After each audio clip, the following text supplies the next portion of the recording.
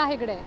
ಇನ್ನೇನು ಮತದಾನಕ್ಕೆ ಅದರ ದಿನಾಂಕಕ್ಕೆ ಕೌಂಟ್ ಡೌನ್ ಅನ್ನೋದು ಶುರುವಾಗಿದೆ. ಪ್ರತಿಯೊಂದು ಕ್ಷೇತ್ರದಲ್ಲಿ ಕ್ಯಾಂಡಿಡೇಟ್ಸ್ ಅವ್ರದ್ದೇ ರೀತಿಯಲ್ಲಿ ಇರುವಂತಹ ಪ್ರಚಾರವನ್ನು, ಮನೆ ಮನೆ ಪ್ರಚಾರವನ್ನು, ರ್ಯಾಲಿಯನ್ನು, ಹಾಗೆ ಜನರನ್ನು, ಕಾರ್ಯಕರ್ತರನ್ನು ಒಗ್ಗೂಡಿಸಿ ತಮ್ಮ ಪಕ್ಷಕ್ಕೆ ವೋಟನ್ನು ಕೊಡೋದಕ್ಕೆ ಕೇಳ್ಕೊಳ್ತಾ ಇದ್ದಾರೆ.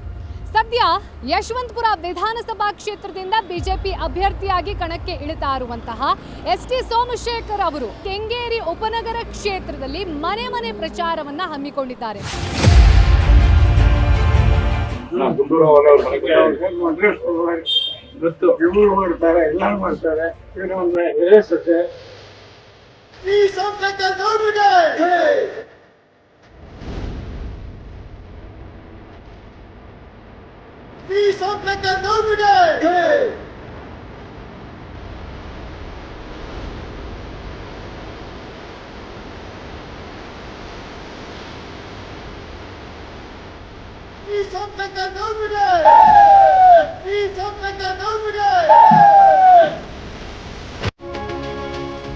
शतमानं भवति शतायुः पुरुषः शतेन्द्रिय आयुष्येवेन्द्रिये प्रतिष्ठति दीर्घमायुः आयुष्यायुर्ग आयुरारोग्यैश्वर्याभिवृद्धिः सकल सन्मङ्गलानि भवन्तु.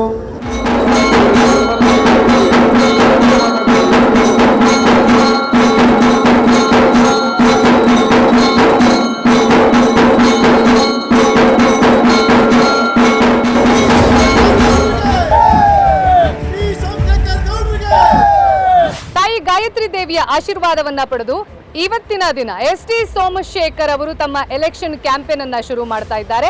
ಕಳೆದ 2 ಬಾರಿ ಅವರು ಬಹುಮತದಿಂದ ಆಯ್ಕೆಗೊಂಡಿದ್ದಲ್ಲದೆ ಒಂದು ಕ್ಷೇತ್ರದಲ್ಲಿ ಒಂದು ಪಕ್ಷಕ್ಕಿಂತ ಒಬ್ಬ ವ್ಯಕ್ತಿಯ ವರ್ಚಸ್ಸು ಅನ್ನೋದು ಕೂಡ ತುಂಬಾ ಮುಖ್ಯ ಅನ್ನೋದನ್ನು ಅವರು ಕಳೆದ 2 ಟರ್ಮ್ ಇಂದ ಸಾಬೀತುಪಡಿಸಿದ್ದಾರೆ.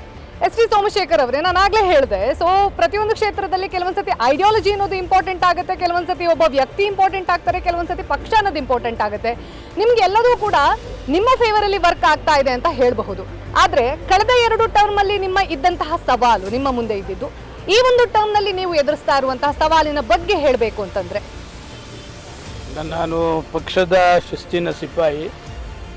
ಪಕ್ಷ ಅನೇಕ ಕಾರ್ಯಕ್ರಮಗಳನ್ನು ಕಳೆದ 3.5 ವರ್ಷಗಳಲ್ಲಿ ಕೊಟ್ಟಿದೆ. ಅನೇಕ ಕಾರ್ಯಕ್ರಮಗಳನ್ನು ಪಕ್ಷದ ಮುಖಾಂತರ ಮಾಡಿದ್ದೇವೆ, ಸರ್ಕಾರದ ಕಾರ್ಯಕ್ರಮಗಳನ್ನು ಮಾಡಿದ್ದೇವೆ. ಹೀಗಾಗಿ ಪಕ್ಷದ ಕಾರ್ಯಕರ್ತರು, ಮುಖಂಡರುಗಳು ಎಲ್ಲ ಸೇರಿ ಚುನಾವಣೆಯನ್ನು ಮಾಡ್ತಾ ಇದ್ದೇವೆ. ಕಳೆದ 2 ಸಾರಿ ಇದ್ದಂಥ ಏನು ಕಾರ್ಯಕ್ರಮಗಳು ಪ್ರಾಮಾಣಿಕವಾಗಿ ಎಲ್ಲವನ್ನು ಬಹುತೇಕ 70-80% ಸ್ಪಂದಿಸಿದ್ದೇನೆ. ಇದೊಂದು 10-20% ಮಾತ್ರ ಇದೆ. ಇದನ್ನು ಈ ಸಾರಿ ಮೇ 10ಕ್ಕೆ ಚುನಾವಣೆಯಲ್ಲಿ ಗೆಲ್ತಕ್ಕಂಥ ವಿಶ್ವಾಸ ಇದೆ. ತದನಂತರ ಅದನ್ನು ಮಾಡಿಸಿದ್ರೆ 100ಕ್ಕೆ 100 ನಮ್ಮ ಯಶವಂತಪುರ ಕ್ಷೇತ್ರದಲ್ಲಿ ಹೇಳಿರ್ತಕ್ಕಂಥ ಸಾರ್ವಜನಿಕರು ಕೊಟ್ಟಂಥ ಮಾಹಿತಿಗಳು, ಅವ್ರು ಹೇಳಿದಂಥ ಕೆಲಸಗಳು ಸಂಪೂರ್ಣವಾಗ್ತವೆ. ಸೊ ಇದು ಎಸ್.ಟಿ. ಸೋಮಶೇಖರ್ ಅವರು ಇವತ್ತು ಏನು ಎಲೆಕ್ಷನ್ ಕ್ಯಾಂಪೇನ್ ಅನ್ನ ಶುರು ಮಾಡ್ತಾ ಇದ್ದಾರೆ, ಮನೆ ಮನೆಯನ್ನ ವಿಸಿಟ್ ಮಾಡುವಂತಹ ಒಂದು ಅಜೆಂಡಾವನ್ನ ಇಟ್ಕೊಂಡು. ಇದರ ಜೊತೆಗೆ ಇಲ್ಲಿನ ಜನ ಏನ್ ಹೇಳ್ತಾರೆ, ಕಳೆದ 2 ಟರ್ಮ್ನಲ್ಲಿ ಎಸ್.ಡಿ. ಸೋಮಶೇಖರ್ ಅವರನ್ನ ಅವ್ರಿಗೆ ಯಾವ ರೀತಿ ಕಂಡಿದ್ದಾರೆ ಅನ್ನೋದನ್ನ ನಾವು ಜನರ ಬಾಯಲ್ಲೂ ಕೂಡ ಕೇಳ್ತಾ ಹೋಗೋಣ ಬನ್ನಿ.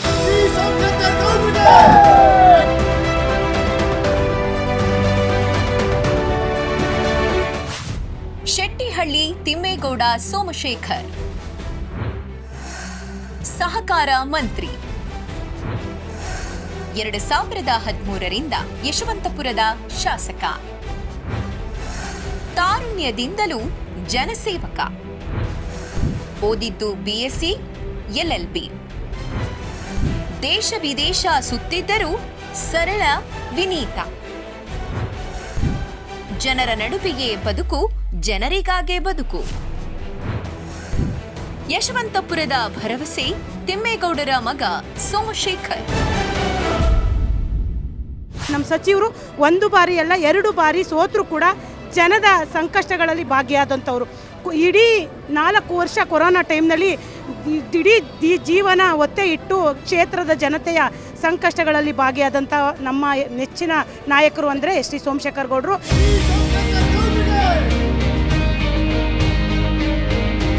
ಸೋಮಶೇಖರ್ ಸರ್ ಅವರು ಇವತ್ತು ಬಂದು ನಾನಿದ್ದೀನಿ ನಿಮ್ಮ ಜೊತೆಯಲ್ಲಿ, ನಿಮ್ಮ ಮಹಿಳಾ ಸಂಘದ ಜೊತೆಯಲ್ಲಿ ನಾವಿದ್ದೀವಿ ಅಂತ ನಿಂತ್ಕೊಂಡು ಪ್ರತಿ ಒಂದು ಸಂಘವನ್ನ ರಿಜಿಸ್ಟರ್ ಮಾಡಿ ಅವ್ರಿಗೆಲ್ಲರಿಗೂ ನಮ್ಗೆ ಒಂದು ಗುರುತಿನ ಚೀಟಿಯನ್ನ ಕೊಟ್ಟಿದ್ದಾರೆ ನಮ್ಮ ಸಂಘಕ್ಕೆ. ನಾನು ಕರ್ನಾಟಕದಲ್ಲಿ ಇದ್ದೀನಿ ಅಂದ್ರೆ ಓಟ್ ಹಾಕಿದ್ರೆ ತಾನೇ ನಾನು ಪ್ರತಿಯೊಂದಕ್ಕೂ ಮಾತಾಡಕ್ಕೆ ಸಾಧ್ಯ. ಓಟೇ ಹಾಕಿಲ್ಲ ಅಂದಮೇಲೆ ನಿಮ್ಗೆ ಏನು ಅಧಿಕಾರನೇ ಇರೋದಿಲ್ಲ, ಸೌಲಭ್ಯಗಳನ್ನೆಲ್ಲ ಕ್ಯಾನ್ಸಲ್ ಮಾಡ್ಬೇಕು ಅವ್ರಿಗೆ. ಸೊ ಪ್ರತಿಯೊಬ್ರು ಬಂದು ಏನಾದ್ರೂ ಅದು ಒಂದು ಮಾಡಿದ್ರೆ ಸರ್ ನಿಮ್ಮ ಕಡೆಯಿಂದ ನಿಜವಾಗ್ಲೂ ಅದು ಒಳ್ಳೇದಾಗತ್ತೆ ಅನ್ಸುತ್ತೆ. ಪ್ರತಿ ವರ್ಷ ನಾವು ಓಟ್ ಹಾಕಿದೀವಿ ಅನ್ನೋದಕ್ಕೆ ಒಂದು ಬುಕ್ಲೆಟ್ ಇಟ್ಬಿಟ್ಟು ಆ ಬುಕ್ಕಲ್ಲಿ ಈಗ ಬ್ಯಾಂಕ್ ಪಾಸ್ಬುಕ್ಗಳಿರುತ್ತೆ, ಆ ಥರದ್ದು ಏನಾದರೂ ಮಾಡಿಬಿಟ್ಟು ಅದ್ರಲ್ಲಿ ಸೀಲ್ ಹಾಕಬೇಕು. ಇಂಥ ದಿನ ಇವ್ರು ಬಂದು ಓಟ್ ಹಾಕಿದ್ದಾರೆ, ಇಲ್ಲಿ ಚಿಹ್ನೆನೂ ಇರುತ್ತೆ, ಅದ್ರ ಜೊತೆಗೆ ಇದು ಸೀಲ್ ಇರುತ್ತೆ. ನಾಳೆ ದಿನ ನಾನು ಏನಾದರೂ ಹೋಗಿ RTIಗೆ ಹೋಗ್ತೀನಾ, ಎಲ್ಲಾದರೂ ಹೋಗ್ತೀನಿ, ಏನಪ್ಪ ನೀನು ಓಟ್ ಹಾಕಿದ್ಯಾ ಫಸ್ಟು ಅದನ್ನ ಕೇಳಬೇಕು. ಇದು ಮಾಡಿದ್ರೆ ತುಂಬಾ ಚೆನ್ನಾಗಿರುತ್ತೆ.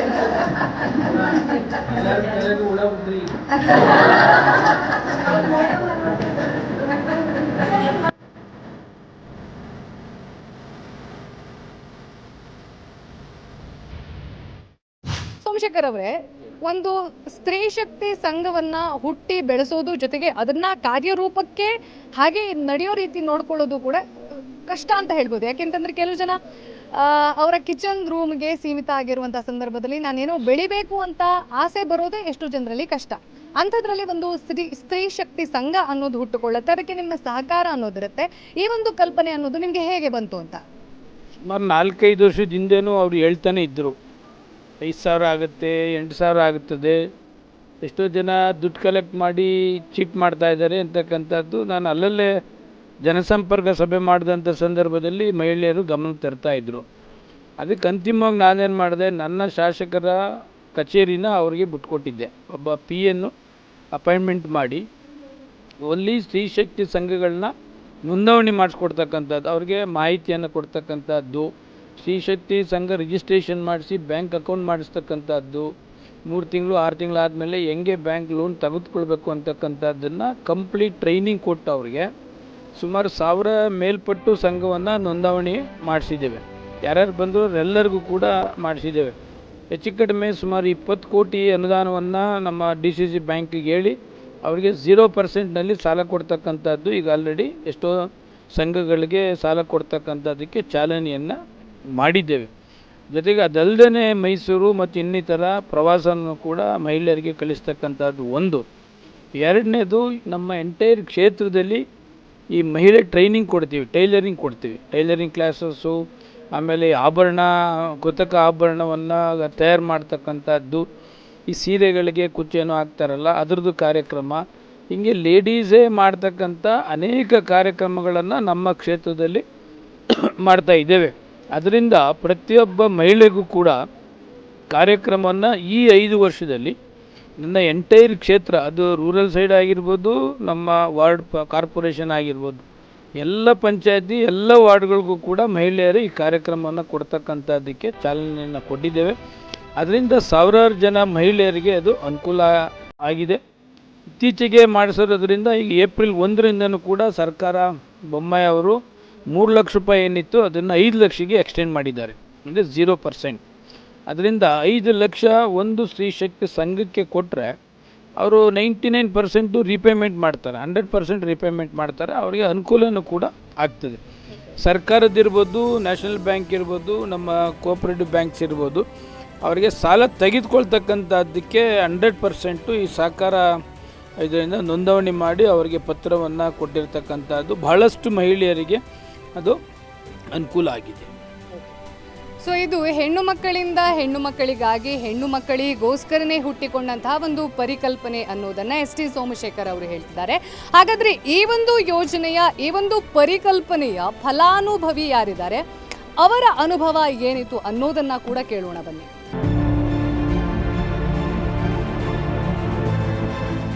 ಸೊ ಇವಾಗ ST ಸೋಮಶೇಖರ್ ಅವರ ಕ್ಷೇತ್ರದಲ್ಲಿ ನೀವು ಅವ್ರನ್ನ ನೋಡ್ತಾ ಬಂದಿದ್ದೀರಾ, ಅವರ ಕಾರ್ಯವೈಖರಿಯನ್ನು ನೋಡ್ತಾ ಬಂದಿದ್ದೀರಾ. ನಿಮಗೆ ಈ ಒಂದು ಸಂಘವನ್ನು ಕಟ್ಟೋದ್ರಲ್ಲಿ ಇರಬಹುದು ಅಥವಾ ಅದನ್ನು ನಡೆಸೋದ್ರಲ್ಲಿ ಇರಬಹುದು, ಮಂತ್ರಿಯವರ ಕಡೆಯಿಂದ ಯಾವ ರೀತಿಯಾದಂತಹ ಸಹಕಾರ ಅನ್ನೋದು ಇಷ್ಟು ದಿನ ಇತ್ತು, ಮುಂದೇನಾದರೂ ಅವರು ಗೆದ್ದು ಬಂದರು ಅಂತಂದರೆ ಸಹಕಾರ ಹೇಗಿರಬೇಕು ಅನ್ನುವಂಥ ಎಕ್ಸ್ಪೆಕ್ಟೇಷನ್ ನಿಮ್ಮಲ್ಲಿದೆ ಅಂತ? ನಾವು ಒಂದು ವಿದ್ಯಾವಂತರಾಗಿ ಎಲ್ಲೋ ಒಂದು ಕಡೆ ನಮ್ಮ ರಾಜಕಾರಣ ನಮಗೆ ಸರಿ ಹೊಂದಲ್ಲ ಅಂತ ಅಂದ್ಕೊಂಡು ಸಮಾಜ ಸೇವೆಗೆ ಮುಡುಪಾಗಿದ್ದಂಥವ್ರು. ಬಟ್ ಎಲ್ಲೋ ಒಂದು ಕಡೆ ಆ ನಾವು ಸಮಾಜ ಸೇವೆ ಮಾಡಿದಾಗೆಲ್ಲನೂ ನಮಗೆ ಸೋಮಶೇಖರ್ ಅವರು ನಮ್ಮ ಬೆನ್ನೆಲುಬಾಗಿ ನಿಂತ್ಕೊಂಡು ನಾನು ನಿಮ್ಮ ಜೊತೆ ಇದ್ದೀನಿ ಅಂತ ನಮಗೆ ಫೈನಾನ್ಷಿಯಲ್ ಸಪೋರ್ಟ್ ಇರ್ಬೋದು, ಮಾರಲ್ ಸಪೋರ್ಟ್ ಇರ್ಬೋದು, ಹಂತವಾಗಿ ಕೊಟ್ಕೊಂಡು ಬಂದರು. ಆವಾಗ ನಮಗೆಲ್ಲೋ ಅನ್ನಿಸ್ತು ನಾವು ಮಹಿಳೆಯರಿಗೆ ಒಂದು ಸ್ವಾವಲಂಬನೆಗೋಸ್ಕರನೇ ಒಂದು ಸಂಸ್ಥೆಯನ್ನು ಕಟ್ಟಬೇಕಂತ. ಈಗ 10 ವರ್ಷದ ಹಿಂದೆ ನಾನು ಒಂದು ಸ್ವಾಭಿಮಾನ ಮಹಿಳಾ ಟ್ರಸ್ಟ್ ಅಂತ ಸ್ಥಾಪನೆ ಮಾಡಿದೆ. ಅಲ್ಲಿಂದ ಇಲ್ಲಿಯವರೆಗೂ ಸುಮಾರು 8,000 ಮಹಿಳೆಯರು ಉಚಿತವಾಗಿ ನಮ್ಮಲ್ಲಿ ವೊಕೇಶ್ನಲ್ ಟ್ರೈನಿಂಗನ್ನು ಪಡೆದಿದ್ದಾರೆ. ಇಷ್ಟೆಲ್ಲ ಸಾಧನೆ ನಾವು ಮಾಡಿದ್ದೀವಿ ಅಂದರೆ ಇದಕ್ಕೆ ನಮ್ಮ ST ಸೋಮಶೇಖರ್ ಅವರೇ ಕಾರಣ ಅಂತ ಹೇಳಲಿಕ್ಕೆ ನನಗೆ ಬಹಳ ಹೆಮ್ಮೆ ಆಗುತ್ತೆ. ಯಾಕೆಂದರೆ ಅವರಿಗೆ ಮಹಿಳೆಯರ ಬಗ್ಗೆ ವಿಶೇಷವಾದ ಕಾಳಜಿ ಇದೆ. ಮಹಿಳೆಯರು ಎಲ್ಲೋ ಒಂದು ಕಡೆ ಮುಂದೆ ಬರಬೇಕು, ಆವಾಗಲೇ ಒಂದು ಸುಭದ್ರವಾದಂತಹ ದೇಶವನ್ನು ಕಟ್ಟಲಿಕ್ಕೆ ಸಾಧ್ಯ ಅನ್ನೋ ಒಂದು ಪರಿಕಲ್ಪನೆ ಕೂಡ ಅವ್ರು ಇಟ್ಕೊಂಡಿರೋವಂಥವ್ರು. ಅವರು ತನ್ನ ತಾಯಿಗೆ ಬೆಳಗ್ಗೆ ಎದ್ದು ತಾಯಿಗೆ ನಮಸ್ಕಾರ ಮಾಡಿಕೊಂಡೇ ಮನೆಯಿಂದ ಹೊರಗೆ ಬರುವಂಥದ್ದು ಅಂತ ನಾವು ಕೇಳಿದ್ದೀವಿ. ಹಾಗಾಗಿ ಅಂಥ ಸಂಸ್ಕಾರದಿಂದ ಬಂದಿರುವಂಥವ್ರು ನಮಗೆ ಮಹಿಳೆಯರಿಗೆ ವಿಶೇಷವಾದ ಗೌರವವನ್ನು ಕೂಡ ಕೊಡ್ತಾ ಇದ್ದಾರೆ.